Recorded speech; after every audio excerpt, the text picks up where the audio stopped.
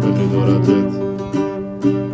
Είναι Κυριακή, το σπίτι είναι free, λείπουν οι μπάσκετ κι είμαστε σύνδεο.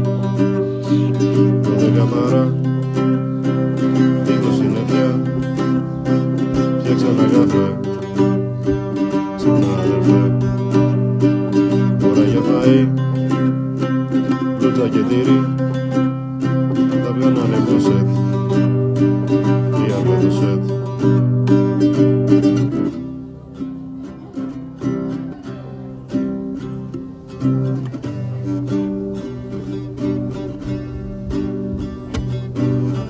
Εδώ σας παραταβγάζω στη γάνη, μια ανέλπιδη εσωτερική φωνή με οδήγησε έξω στην αυλή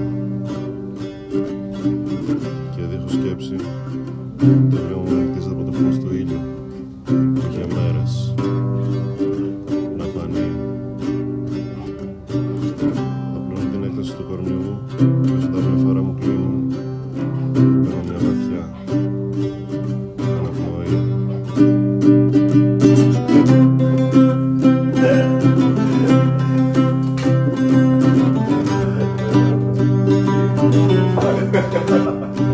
Τρώω το πρωινό, ρούβηξα τα βρω, χέσαμε το πέτ, ήμουν τελατέτ.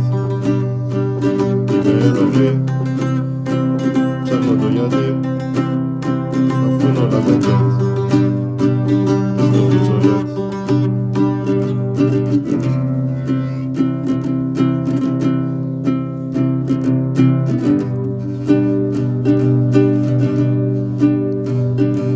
Προσπάθησα να ζήσω τη ζωή μου πως τη θέλω εγώ να βγάλω από το μυαλό. Κάθε έννοια και αφέντικα και ήρθε η στιγμή που μπόρεσα και το έκανα και έζησα ανέμελα, αυθόρμητα και ανθρώπινα. Και ήμουν σαν μικρό παιδί που παγωτό του δώσανε και επέβαλα τα βάρη που άλλοι με φορτώσαν. Μα οι δρόμοι μας χωρίσανε και το παιδί αφήσανε σε μια νέα γειτονιά απότομα.